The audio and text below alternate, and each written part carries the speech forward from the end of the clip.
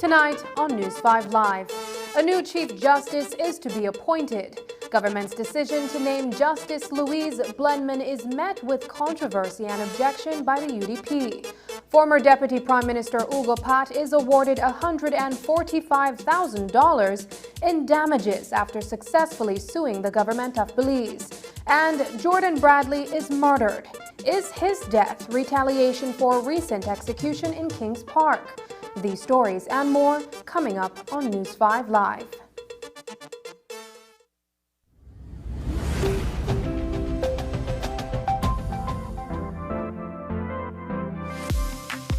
I'm always on the go, and the country is my home.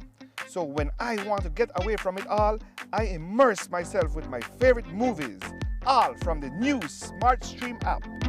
It's easy to use this service. Purchase your movies from the app and use your mobile data, Smart Stream data packages, or smart broadband to stream and enjoy. Be like me and stream on the go with Smart Stream.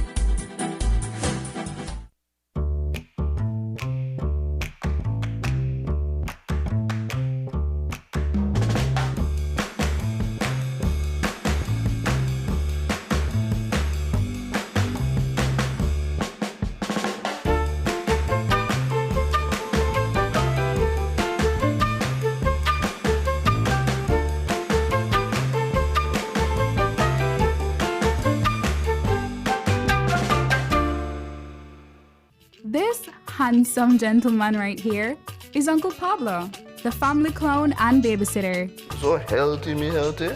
He always tried his best to take care of us when Mom was at work or traveling. He gave us a lot of laughs and taught us quite a bit as well. Well, like 1, 2, 3. She beats you.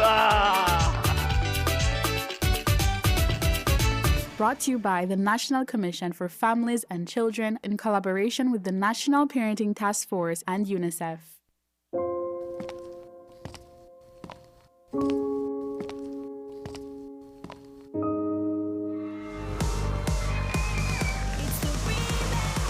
It's time to bring the energy and entertainment back to Tuesday nights. It's time for the return of KTV The Remix. We're looking for new talent for this year's competition. Auditions will be held at Channel 5 Studios in Belize City on June 25th and 26th from 9 a.m. to 3 p.m. You must be 16 years or older. Bring your best voice and come TV ready.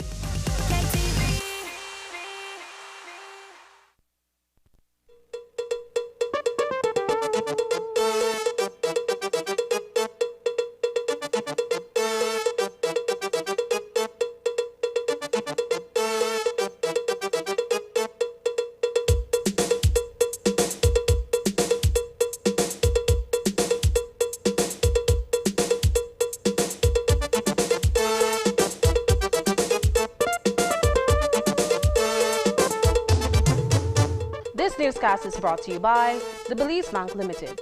Our country, your bank. Good evening and welcome to News 5 Live for Thursday, June 23rd. I am Sabrina Daly. After 2 years with only an acting Chief Justice, the Briceño administration is proposing the appointment of Justice Louise Blenman as the new Chief Justice of Belize. But was acting Chief Justice Michelle Arana glossed over after serving in that capacity since March of 2020? This latest announcement from the government of Belize has led to some controversy. A statement from GOB on the proposed appointment says that the position was advertised locally, regionally, and through the Commonwealth Secretariat. 8 applications were reportedly received, none of them by a Belizean applicant. According to the release, the Bar Association appointed an interview panel of senior members of the legal fraternity upon the request of Attorney General Magali Marin Young.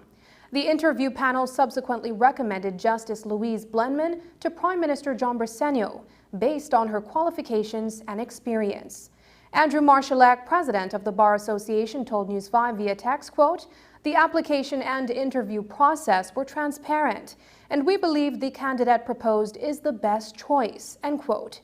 Justice Louise Blenman, a native of Guyana, has served in a variety of senior judicial positions. She has served as a magistrate in the criminal court in Guyana, a lecturer of law at the University of Guyana, as Solicitor General in St. Lucia, and High Court Judge of the Eastern Caribbean Supreme Court.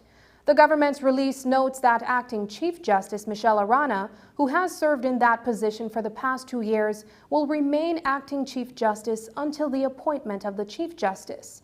Thereafter, she will be elevated to the Court of Appeal bench. This proposal comes on the heels of the senior court bill being passed through the House of Representatives. The bill, once passed through the Senate, will allow for the restructuring of the administration of the Supreme Court and the Court of Appeal. Both branches of the judiciary will fall under what will be known as the High Court. A Chief Justice will be appointed as the presiding judge and administrator of the High Court. Former Prime Minister Dean Barrow, whose administration appointed Michelle Arana as Acting Chief Justice following the retirement of Chief Justice Kenneth Benjamin in March of 2020, has weighed in on the debate. Barrow, who uses the public service system as somewhat of an equivalent, puts forward that after 2 years in that capacity, Acting Chief Justice Michelle Arana should have held the substantive post. Notwithstanding the configuration of the judiciary under the Senior Courts Bill, Barrow says that the Acting Chief Justice, as well as the Acting President of the Court of Appeal, should have been confirmed. There was a rule always in the public service, not the judicial and legal services, the regular public service, that if you acted in a position for over a year, you had to be confirmed. Reasoning by analogy, that would certainly seem to suggest that Acting Chief Justice Arana ought to be confirmed. I don't know anything about the lady who is now being proposed to become Chief Justice. I will say nothing with respect to her, but I do think that the government of the day owes, first of all, Acting CJ Arana, and secondly, the entire public some explanation as to why, after acting for 2 years, she's not being confirmed. Another point, of course, is that the person who's coming as Acting Chief Justice will, after the Senior Courts Bill goes through, become the head of the entire judiciary, including the Court of Appeal. Currently, there's a President of the Court of Appeal, or there's a position for President of the Court of Appeal. After that bill is passed, whoever is Chief Justice is in effect also the President of the Court of Appeal.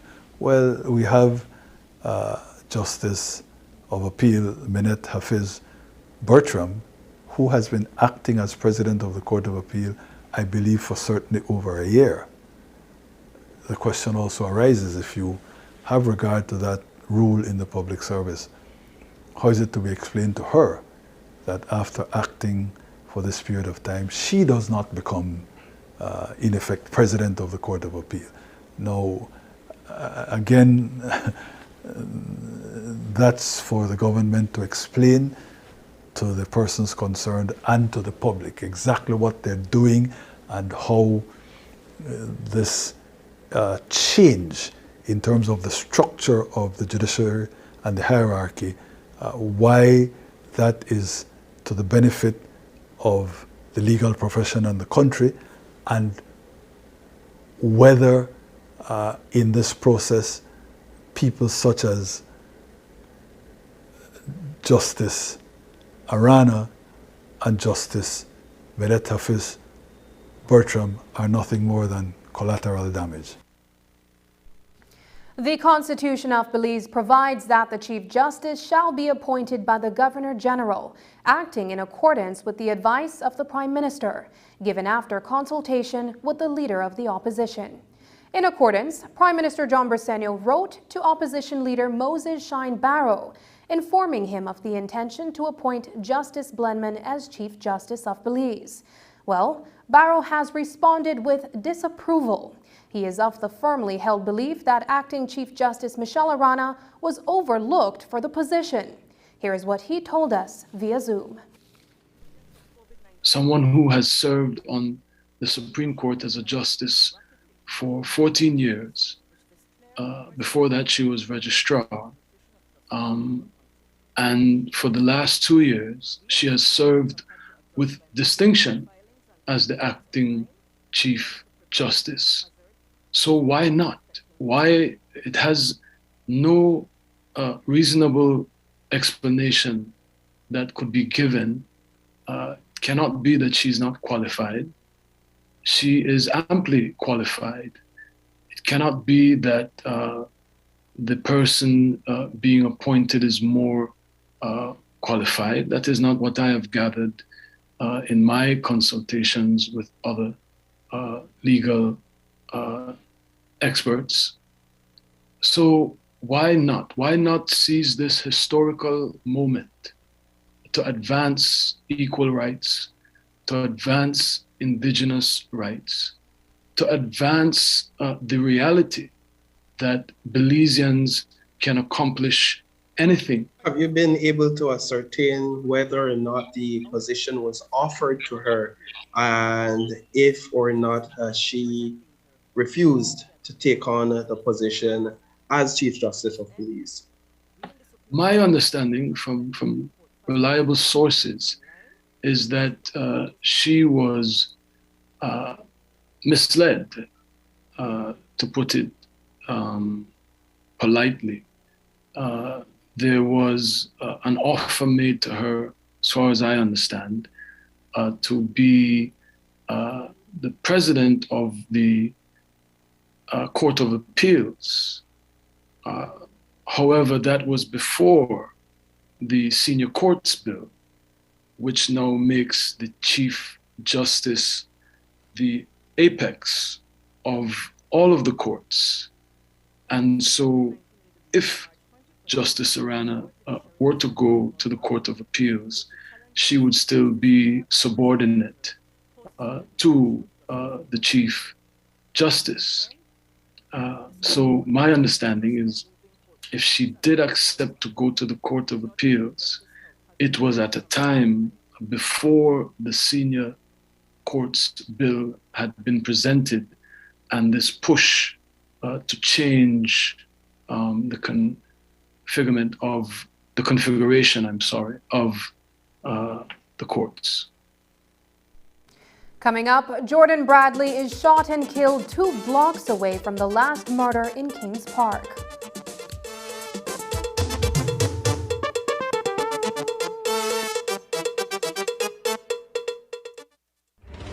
It's Super Handy Dad's month again at Brothers Habit and Habit, and that means super deals and super gifts for that super special dad.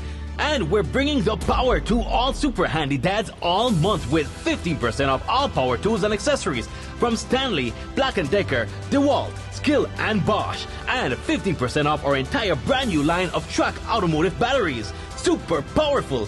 Plus super clearance deals on Westinghouse lights, select paint colors, and much more. So come in today to Habit and Brothers Habit this Super Handy Dads month and pick up these super deals at Super Savings. As a parent, raising a family has its challenges. How many times have I told you not to play ball in the house? But growing up in a family has its challenges too. I can't take this no more. Let me share a little bit about what mine was like with you. Uncle, where do you get your information from? Right up on Facebook, you show me. Guess what? Lisa got her period. But don't get me wrong, we had fun too. I like me like 1, 2, 3. I can't wait to share more about Fui Family. Who offers the best home internet experience? The truth is, Digi, of course. Diginet has the largest fiber network and the fastest speeds with the most reliable service. That's more learning, more earning, more gaming, more bonding, more sharing, getting more things done. And now, Diginet is even more affordable with the new entry plan, a 20 megabits per second fiber connection for just $49 monthly, and increased speeds in all plans. The truth is, only Digi has the ultimate home internet experience, with savings up to $270 when you bundle. Wireless and cable can't give you that. So what are you waiting for? Sign up or make the switch to Diginet today to enjoy more speeds to get more done. Digi, or National Telecom.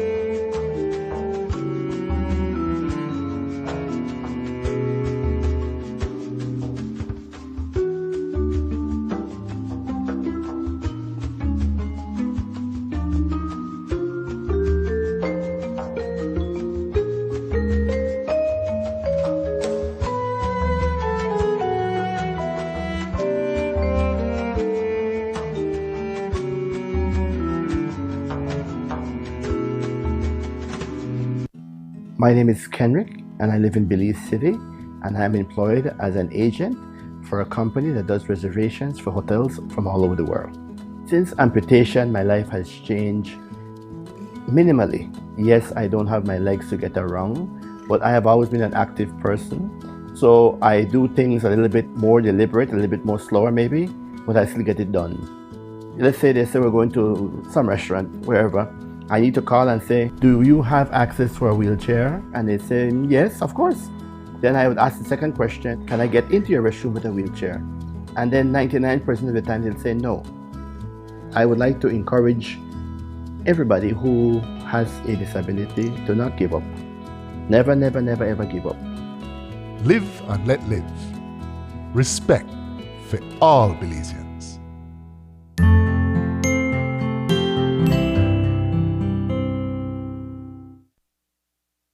The spate of gun violence in Belize City continues unabated, despite the efforts of the Leadership Intervention Unit and the Belize Police Department to keep the peace among feuding gangs.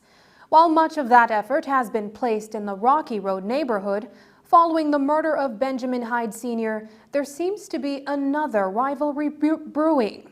That is, if investigators are able to connect the dots between the murder of Jordan Bradley on Wednesday evening and the slaying of Jeffrey Buller on Saturday morning. News 5's Isani Catano reports.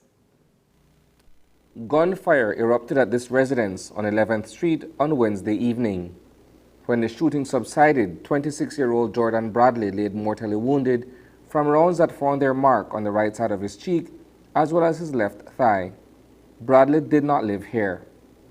Do you guys know what would have had him in that particular area at that location? From time to time, one of his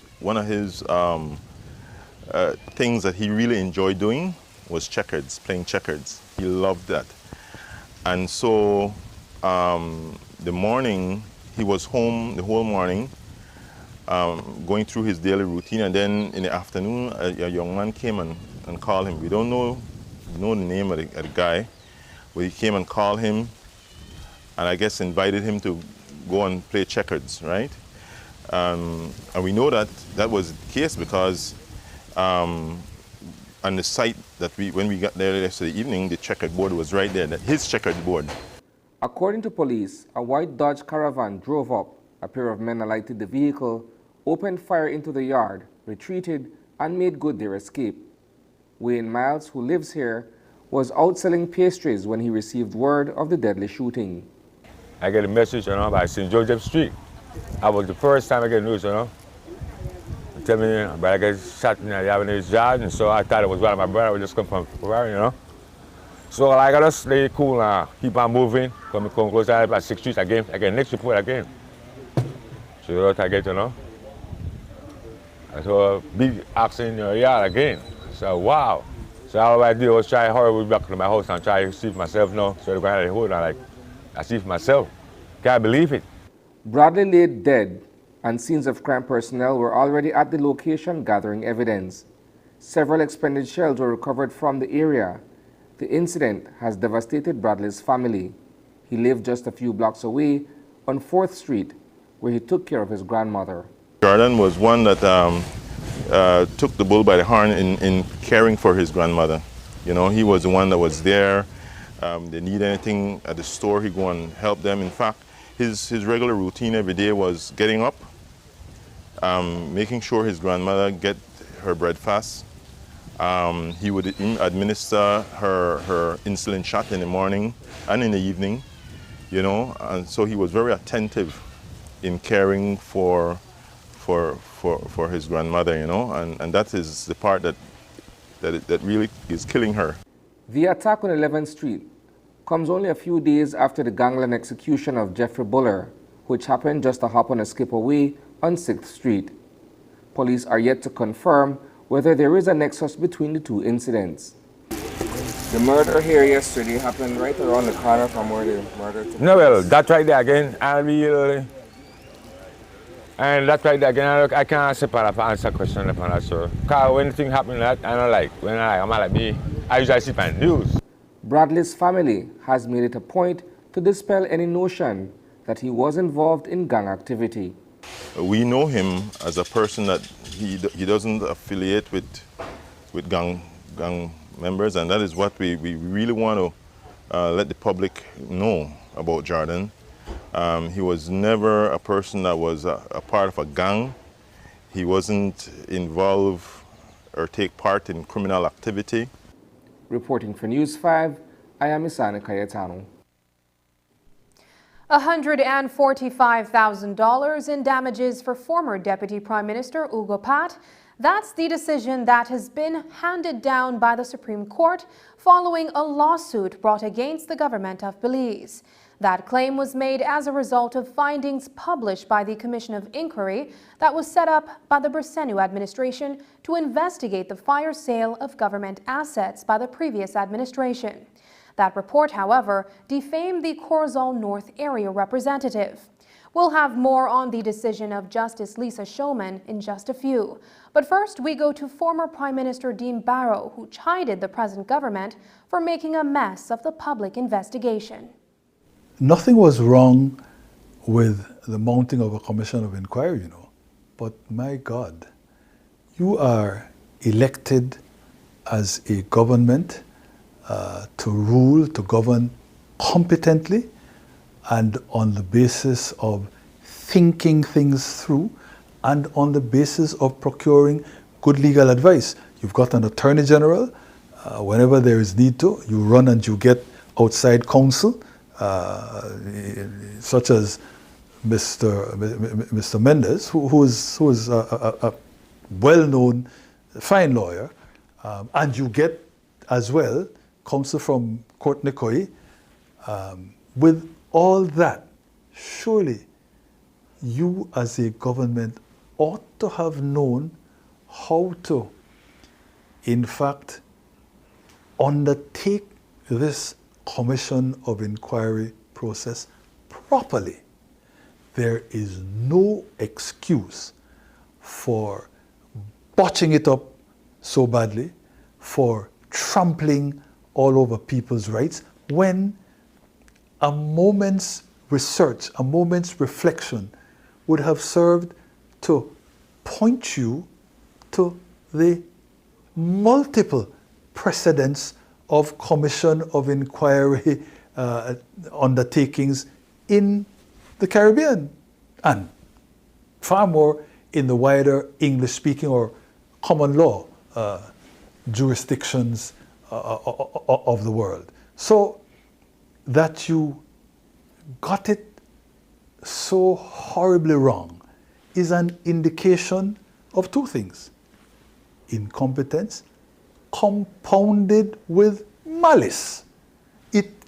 One has to conclude that there was malice. You couldn't have gone so wrong in riding roughshod over people's rights except you intended to do so. Turning back to the outcome of the defamation claim in which Ugo Pat was successful, Senior Counsel Dean Barrow, who represented Pat, told News 5 today that damages for his client were awarded in two parts. Naturally, we're very pleased with the decision and with the award. What the judge did was what we asked in terms of giving an award on two limbs. The first limb is as compensation for the injury to reputation and distress to feelings caused Ugo Pat in consequence of the findings of the Commission and the publication of their report. But she also awarded damages on a second limb, which is as vindication. You can get damages, compensatory damages and vindicatory damages. The vindicatory damages are awarded when the violation of the claimant's rights is so egregious, so outrageous, so extreme that that violation merits an additional amount in order to try to further assuage the damage done to the claimant, but also in an effort to send a message to those in public authority that you must always act fairly and justly, and the more outlandish your action of injustice is, the more you should be made to pay in terms of the damages award against you. What are we looking at in terms of damages for your client? Well, the total is 145. He was awarded $95,000 for compensation for the injury to his feelings, and he was awarded $50,000 as vindication with respect to his claim that, look, the breach of my constitutional rights was so extreme that you need to further try to repair the damage done to me, and also you need to send a message to the Commission of Inquiry. So it was on that basis that the second limb, the second quantum of $50,000 was added to the first quantum of $95,000. First quantum, compensation; second quantum, vindication. Former Prime Minister is himself a claimant in a similar suit brought against the government of Belize. He is represented by attorney Naima Barrow and is also suing GOB following the publication of the Commission of Inquiry's report. His claim, however, is not necessarily one for defamation. Barrow explains. That's the difference between the case in which I am claimant and the case in which I was counsel. My discussion with my client, Honorable Pat, persuaded me that he was not interested in quashing the entire award. Once his name was removed, once the findings against him were quashed, he didn't mind that the rest of the award would stand. No, there were some other names that were called. If they didn't want to take action, that's their business. But in particular, we came to the view that the recommendations made by the Commission of Inquiry can serve some purpose if government will follow them. They haven't followed them yet. And so on that basis, we said no. Once Pat's name came out, we are not going to ask that the entire award be quashed. My counsel, in the case in which I am claimant, my niece, Naima Barrow, said that's not her position. She believes that what was done was so bad that the entire award ought to be quashed. That's the difference, and that's why I think the judge is taking a little longer to give her decision in the case in which I am claimant as opposed to the one in which I was counsel. The opposition has raised a stink over the law firm of Courtney Koyi taking on cases for the government of Belize under the Briceño administration.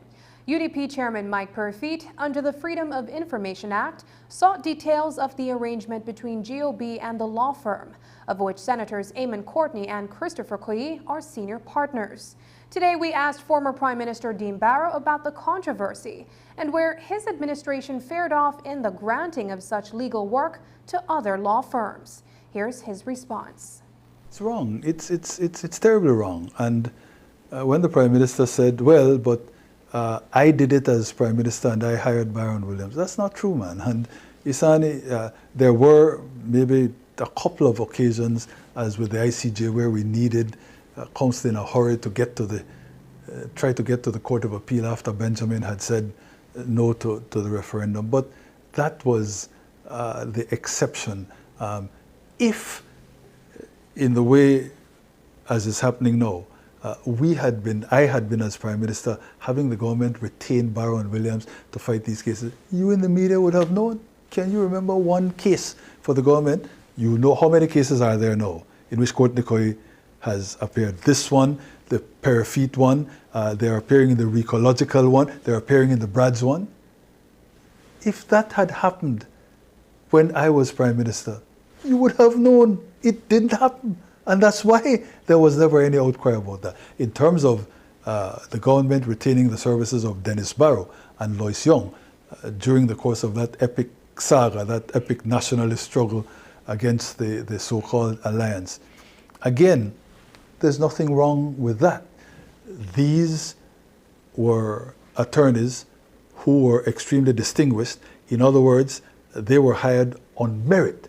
And there was a case a long time ago when I was Attorney General of this country, when Barrow and Company, or Barrow and Stain it might have been at the time. Anyway, the firm with my brother was hired, and the PUP took it all the way to the Court of Appeal, and the Court of Appeal said, no, it's not his firm, it's not, he's a lawyer too, the Attorney General, and he has a firm, it's not his firm, it's his brother's firm. It's a firm that's, from what we know, a good firm, and the fees paid are not inflated, they're what is normal in a circle. There's nothing wrong with that. So the opposite, of course, is that if I had, as Attorney General, hired my own firm, there would have been something wrong with that. And there is now something completely wrong with what is happening in terms of having Courtney Koyi on retainer. Of course, the principals of Courtney Koyi have gone and gotten an exemption from the Governor General, which then means that they can suffer no legal consequences in terms of giving up their seats in the Senate. But Isani, what does that tell you? So they came into government with a predetermination that they would be giving, or that the government would be giving their law firm business to an extent where they needed to get an exemption to allow their firm to enter into these contracts routinely with government and collect money. After the break, Public Service Minister chimes in on the dismissal of police officers. But first, here's a look at the latest COVID-19 figures.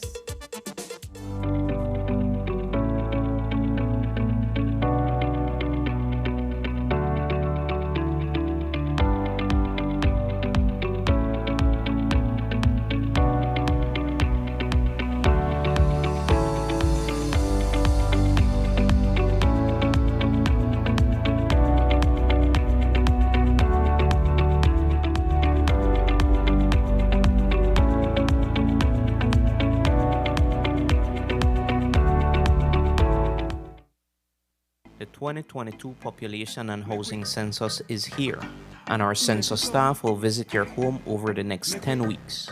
You may ask yourself, what can I expect when my household is visited? Well, data for the census will be collected in two parts. First, the interviewers will list all the buildings in their area of work and record some key characteristics of the building. For example, they will capture whether the building is a dwelling unit, a business, or an institution. They may ask you to confirm some information about the building when in doubt. The second part involves collecting information about each household, such as the number of persons living in the household, the type of dwelling they live in, and access to essential services. Information will also be collected about each household member, including newborns and the elderly. Remember, the data from the census is essential to make informed decisions and policies that could help improve your community.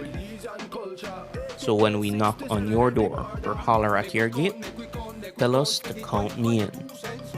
The Statistical Institute of Belize, providing Belize with quality, objective, and timely information. DFC student loans, now as low as 7.5%. Study locally or abroad.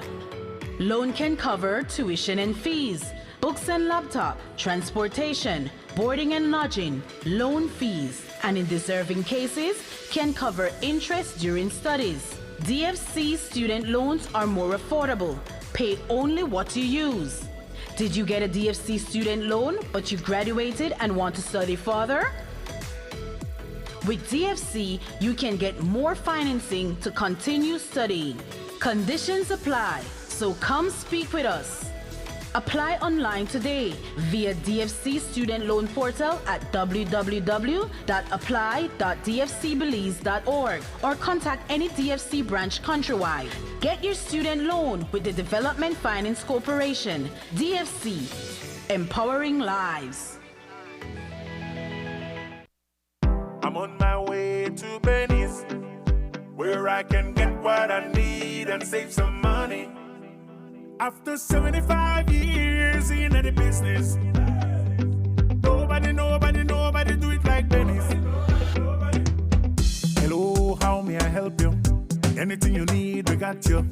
Whether it tools or tiles, lights and fans, we are serving with a smile. Genuine plumbing and electric supply, quality construction supply, heating and air condition, 100% Belizean. Benny's, celebrating 75 years. Quality and savings. Quality and savings. Benny's, celebrating 75 years. Quality and savings. Quality and savings. Benny's, celebrating 75 years. Quality and savings. Quality and savings.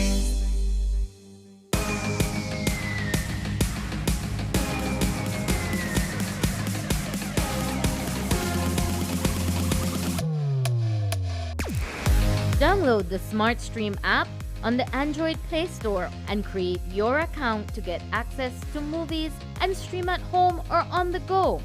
Prepaid customers can purchase regular data packages or get a discounted rate on a special SmartStream package by dialing 7737. Postpaid customers will be billed monthly. Never miss a movie again with SmartStream.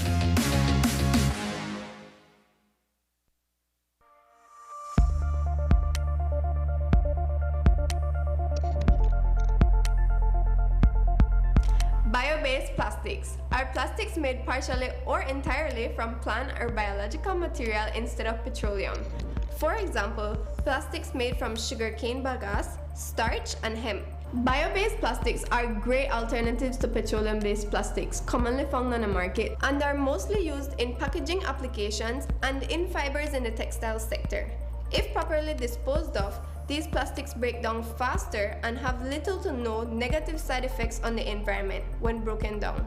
Click on the link below to see what you can do to help end the nightmare of single-use plastics. I'm Alison Castillo, and now you know.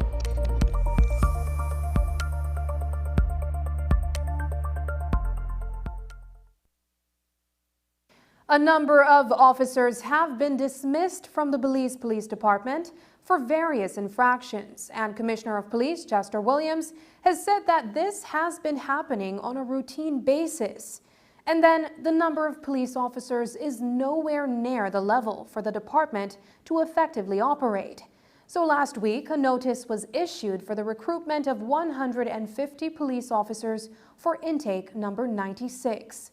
Public Service Minister Henry Charles Usher says that he supports the expansion of the police department and that applicants do not need a recommendation letter from their area rep. I certainly support that. It shouldn't be that you get into the police because your rep writes a letter for you. That's not what our law calls for. There should be an open, transparent, equal opportunity for everyone to apply, to take the test, and hopefully become a part of the recruiting team. It's very small. I don't think I think it's 125 persons they'll be recruiting, or maybe less. 150, okay. The last time, 5,000 applications came in. So sometimes it's difficult to really get them down to that amount. In terms of the discipline and the dismissals, well, that's something that's being dealt with at a department level by the police now. What I can say is that when we look at the total number of police officers countrywide, it's below what is necessary to effectively carry out the work of the police, which is why the Minister of Police had requested to Cabinet that we have another recruitment, I think number 96. On Wednesday, you heard Minister of New Growth Industries Karim Musa give an update on the petition signatures by the churches to trigger a referendum on the cannabis bill. 10% of the voting population, or 18,600 verified signatures, are needed for a writ of referendum. The Chief Elections Officer, with the help of additional public officers, is vetting these signatures during the 60-day period that is afforded for the process. As that date quickly approaches, Minister of Constitutional Reform Henry Charles Usher explains what is expected to happen. The Chief Elections Officer did request from the Ministry of Public Service some additional help to vet the signatures, and we provided those with some public officers going over there and assisting her because, well, they were conducting village council elections at the same time, so they needed the extra hands. So that has been done. I'm not sure where they are with it, but I do know that the 2 months have not yet expired. When they do complete their exercise, they will then inform the Governor General. And if the threshold was met, which means it's 10% of the total voting population, so around 18,600 or so, if the threshold was met, then the Governor General by law would need to issue a writ of referendum, no? The Caribbean Disaster Emergency Management Agency, also known as SEDEMA, and the National Emergency Commission of the Dominican Republic today signed a revised Memorandum of Understanding. The Caribbean Disaster Emergency Management Agency is an institution of CARICOM with responsibility for the coordination of emergency response and relief efforts to any of its 19 member states, including Belize. The MOU covers areas of mutual interest, including collaborative efforts to support a regional disaster resilience agenda. So, how does this MOU benefit Belizeans? That's what we asked Elizabeth Riley, the Executive Director of SEDEMA, via Zoom. To indicate that the collaboration with the Dominican Republic is extending to all SEDEMA participating states. And there are 20 of those participating states, of which Belize is one. We have made a commitment to support each other in non-emergency times. And during those periods, we will collaborate on exercising and simulations. This is one of the areas. And the intention there is really to identify the ways in which we can support each other when individual SEDEMA participating states are impacted, or if the Dominican Republic is impacted. There are many resources and assets available within the space of the Dominican Republic, and this Memorandum of Understanding provides an avenue for us to be able to access those resources, and similarly for the SEDIMA system and the SEDIMA participating states to provide assistance to the Dominican Republic in areas where we can in the event of an emergency event. Coming off the heels of the National Investment Summit last November, the government has now approved, in collaboration with Beltrade and the Investment Policy and Compliance Unit, Belize's first National Investment Policy and Strategy. The policy and strategy is to position Belize as a competitive, robust, and viable investment hub in Central America and the Caribbean by the year 2030. This would be in alignment with Horizon 2030 and the Growth and Sustainability Development Strategy. There are 9 main pillars that the policy underscores, according to Beltrade's Executive Director, Dr. Leroy Almendarez. Each pillar will have its own implementation or its own coordinating team because it's extensive work. And so, for example, we have Pillar 1, which talks about the development of an integrated national strategy for promoting investment. The lead for that one is Beltrade, because Beltrade is the National Investment Promotion Agency. But it cannot do it alone, and so therefore it includes the Ministry of Finance, the Belize Chamber of Commerce and Industry, the Economic Development Council, Investment Policy and Compliance Unit. And so just for that one alone, there are certain things that we have to work on. One has to do with ethical service of the government and the governance that I just mentioned.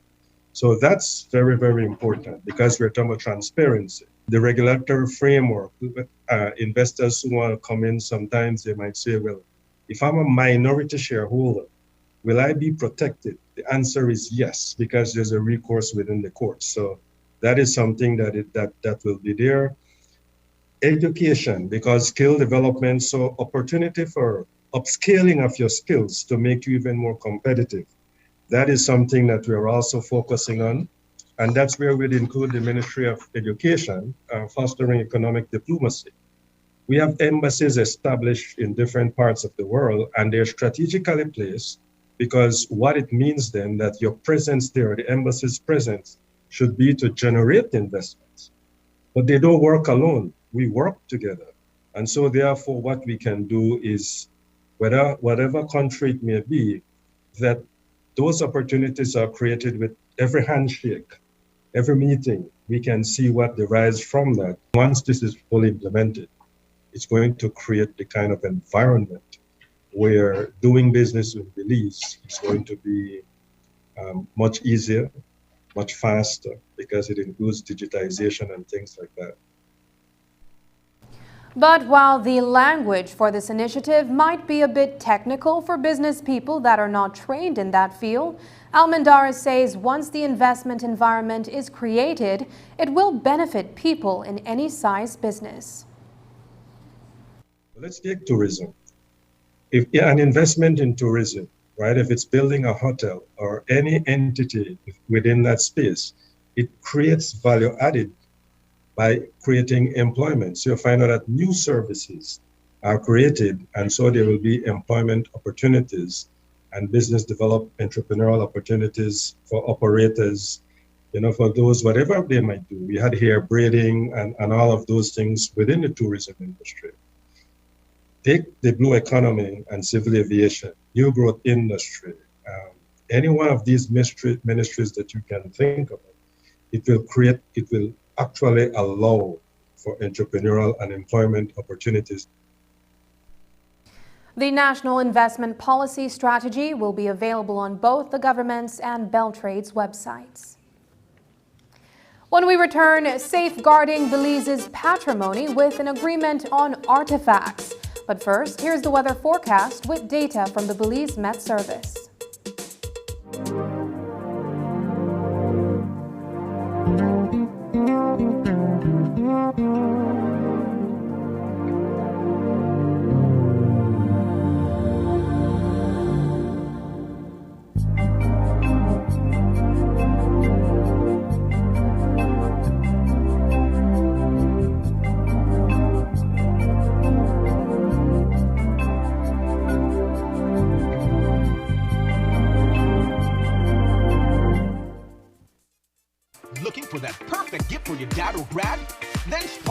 with a Samsung. The awesome and affordable phone lineup starts as low as $369 and includes the Galaxy A03 Core, A03s, A12, A13, A22, A23, A33, A52s, A53, S20 FE, S21 FE, and even the Tab A7 Lite and Tab A7 LTE. Shop with confidence, knowing that when you purchase from an authorized Samsung reseller, you enjoy 1-year local warranty with your purchase.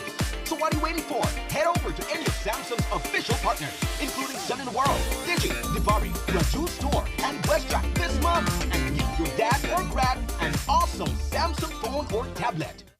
With the touch of a finger, we can easily unlock our phones and securely gain access to our data.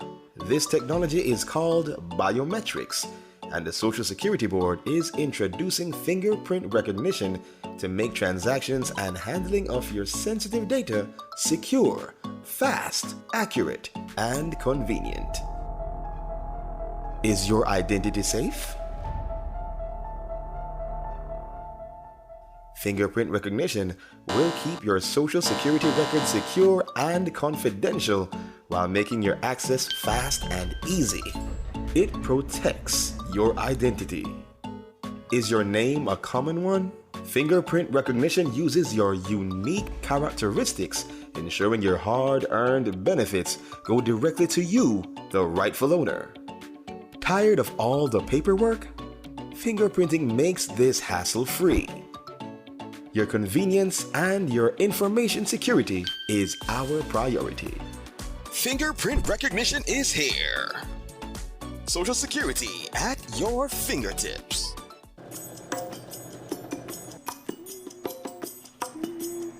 Keep still now. Ouch. I tell you no move. Wow.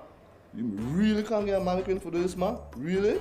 Well, son, if I never lend you the $2,000 to buy the kids' computer and the book, I may have the money for buy my mannequin. It's definitely better to borrow from the bank than from your friends or relatives. This way, all you owe is money. Would you like me to turn around? That would be good. Turn on, turn on, turn on. Take advantage of the back-to-school promotion currently being offered by the Belize Bank.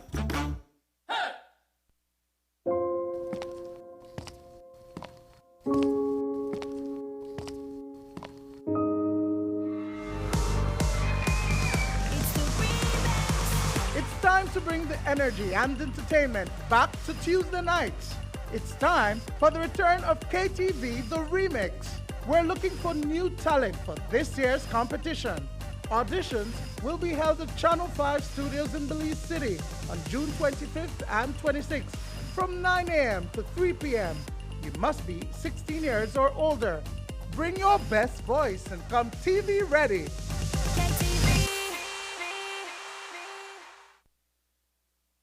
Completing an 8-day visit to Belize this week was Dr. Andrew Zonderman from the U.S. State Department's Cultural Heritage Center. The official's visit was to assess the shared cultural property agreement between Belize and the United States. This is an agreement that we have settled on since 2013 and first extended in 2018. Its objective is to protect Belize's cultural artifacts from looting, theft, and trafficking into the U.S. It is also an agreement that Belize shares with Mexico as well as Guatemala. And Director of Archaeology, Dr. Melissa Badillo, explained how the artifacts are protected through this arrangement, that is. News 5's Marian Ali has this report.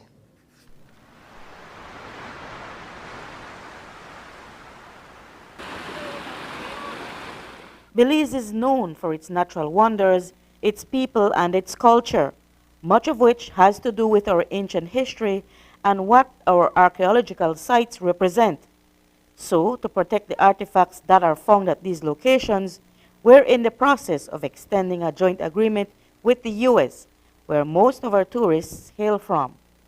This week, Dr. Melissa Badillo from the Department of Archaeology discussed with Dr. Andrew Zonderman of the U.S. State Department's Cultural Heritage Center how these items can be traced. Oftentimes we have looting or incidents of illegal trafficking of antiquities from this region into, and it often ends up in the United States or transiting from the United States into Europe. So this this MOU really would provide protection for those cultural property to be returned to Belize if at some point it gets to the United States. The counterpart agencies there would be able to stop them, and we have that protection to have them returned back to Belize. Badillo says a lot of the stealing occurs at sites deeper in the forests that people destroy in order to loot. So tracing small artifacts taken from these sites is oftentimes difficult to do, but it is possible. With more and more technology at the airport, the scanning of your luggage and the scanning when you pass through, they're doing electronic scanning now. So it is becoming easier and easier to identify these things at these checkpoint areas. So they can be picked up and relevant agencies would be alerted at the airport. We've had several instances in Belize where our customs officials actually stopped people from getting on the airplane because they found something in their luggage, and then we were alerted and had to go there to authenticate these pieces. But while the U.S. and Belize have the agreement to protect our artifacts, there's also the problem of locals finding these relics and holding on to them for future sales. When it comes to your own backyard or to somewhere outside of the archaeological reserves, there are often instances where people would find something, they're making an addition to their house or, doing some development that requires unearthing material, and you would come across these things. Under the Niche Act, the legislation does provide instances where people can apply for a private collection license.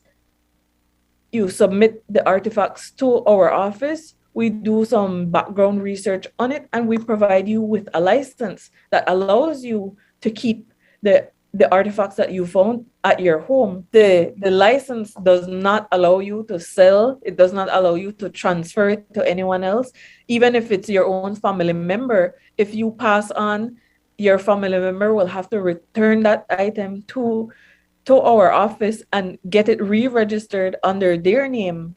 It's a license to keep the artifact. It doesn't mean that you own it. Reporting for News 5, I'm Marion Ali. Based on Dr. Zonderman's report that he will present to the U.S. Cultural Property Advisory Committee, the Assistant Secretary of State for Educational and Cultural Affairs, Lee Satterfield, will make a final determination on whether the agreement will be extended. Just ahead, the BBF cancels its summer basketball program.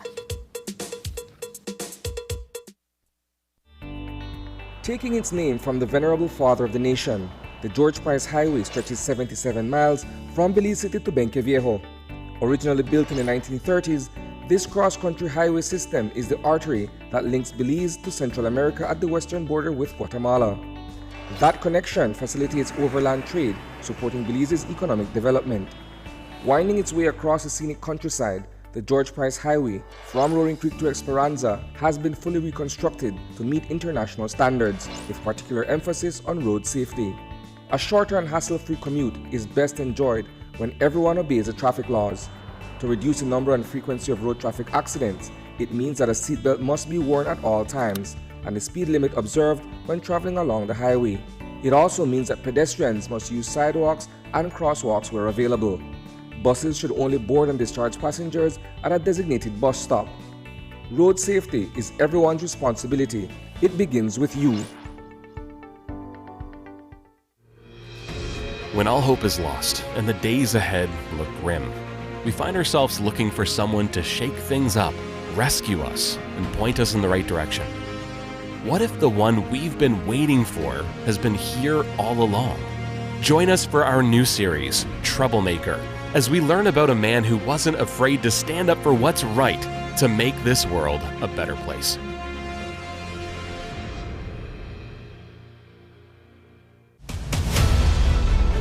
Dwayne Moody, Isani Cayetano, Marion Ali, Paul Lopez, Your News 5 Belize teams do whatever it takes, go wherever they need to go, so you can catch the story wherever you are, whenever you want, on whatever device. Channel 5 Belize on television, Facebook, Instagram, and YouTube. Because news is now everywhere, all the time. And so are we.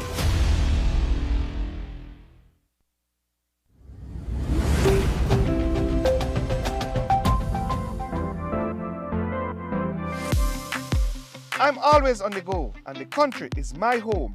So when I want to get away from it all, I immerse myself with my favorite movies, all from the new Smart Stream app. It's easy to use this service. Purchase your movies from the app and use your mobile data, Smart Stream data packages, or smart broadband to stream and enjoy. Be like me and stream on the go with Smart Stream.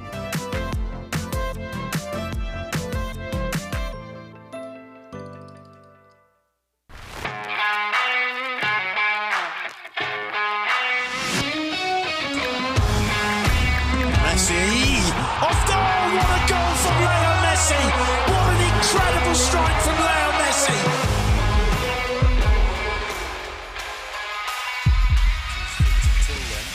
Neymar and Messi is standing over this. Messi! Off goal, what a goal from Leo Great entertainment stays with you, and we bring you great entertainment. Next Gen, the ultimate digital experience.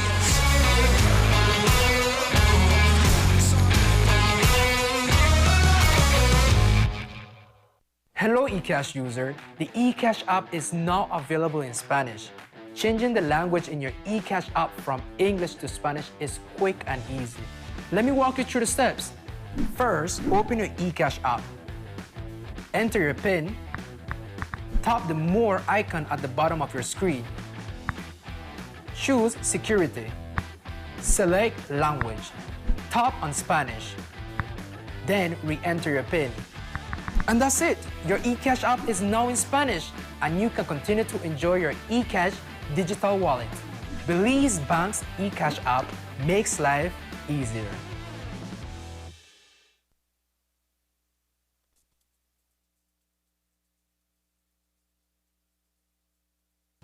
In another historic feat for powerlifting in Belize, the Belize Powerlifting Association has assembled a team of 8 athletes to compete in the North American Powerlifting Championships in Panama in July.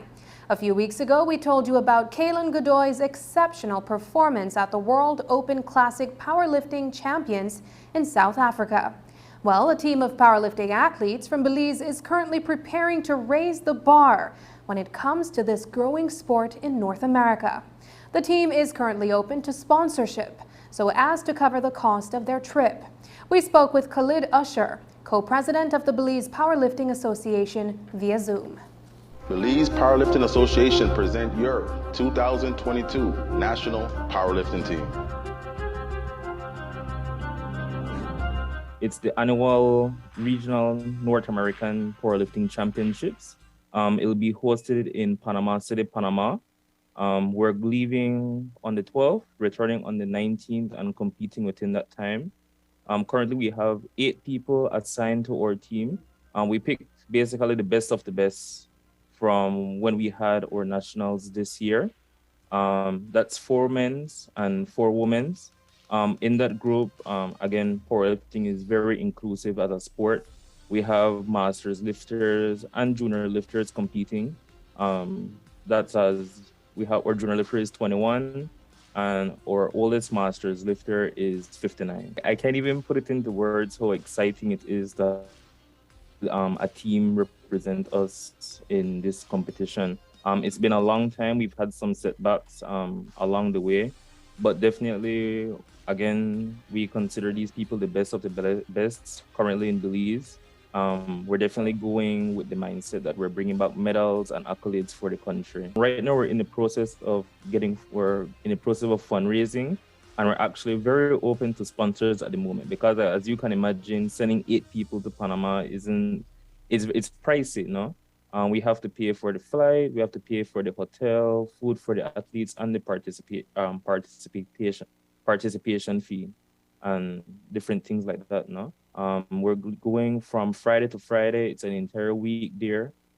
Again, we're open to sponsorships, and if anyone would like to contact us, you can do so at 667-2091 or through our email at BelizePowerliftingAssociation@gmail.com. Several weeks ago, we showed you the tryouts by the Belize Basketball Federation as it searched for a new U16 men's national basketball team to compete in the World Cup of Basketball Kokaba tournament in 2023. But to get there, the team would first have to qualify in regional games set for the first week of August. Today, News 5 caught up with the team as they trained at the Civic Center in Belize City.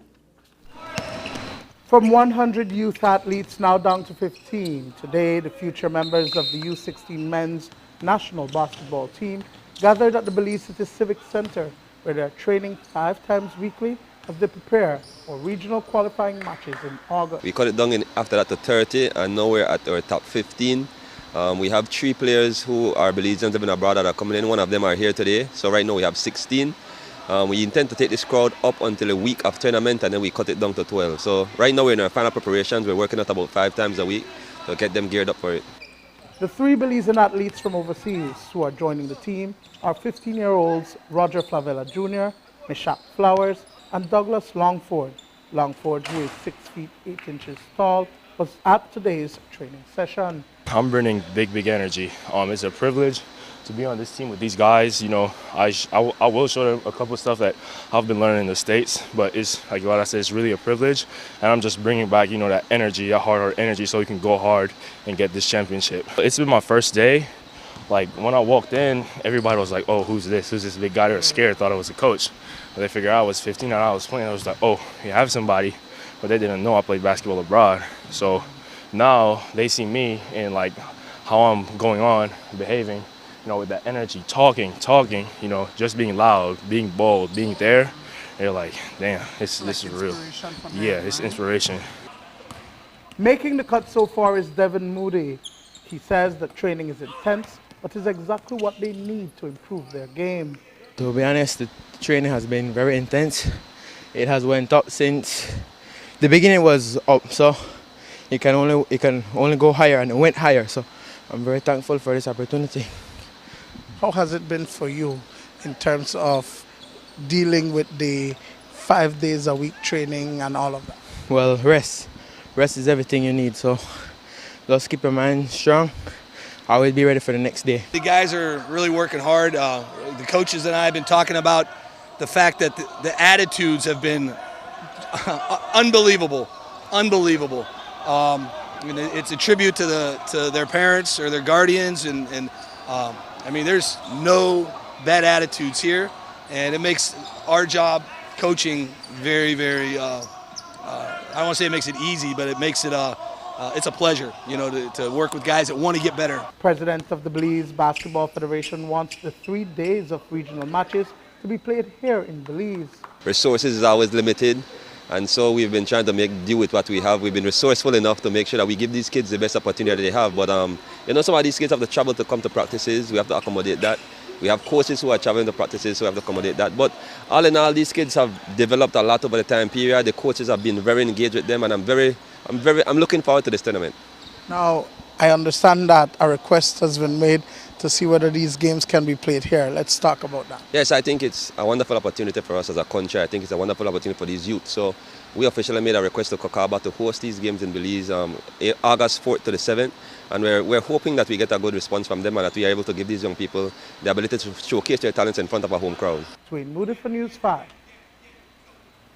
Aside from the training taking place across the country, the National Primary School Basketball Tournament is also underway. But what about the summer basketball program that the Belize Basketball Federation had announced for elite players? Today, BBF President Jacob Leslie says that, unfortunately, it had to be cancelled for this year. But National Elite Basketball League will be back in full swing come January 2023. I was a strong proponent of that. I thought the elite players needed to get back into condition and get back into shape. One of the challenges I think we faced was we're having a national tournament happening at the same time, which is a tournament happening across 10 different municipalities at the same time, 2 different age groups, and there's a limitations for referees and table officials. So, you know, sometimes I think we're doing the same thing at the same time as counterproductive. So I thought it was best for that tournament to take a back seat right now, because we won't have referees and we won't have table officials to make sure it's done at a professional level and the paying fans get what they deserve. Definitely, the summer tournament is something for NABL that we want to do. This particular year, it didn't happen just because of the conflict with that particular one. But again, NABL will be back, hopefully stronger than ever in January 2023. And that's the news. Tonight's broadcast is available in both text and streaming video at channel5belize.com. You can also connect with us on our Facebook page at facebook.com/News5Live. I'm Sabrina Daly. Thanks for joining us. And from all of us here at News 5, please remember to wash your hands, keep your social distance, and stay safe. Good night.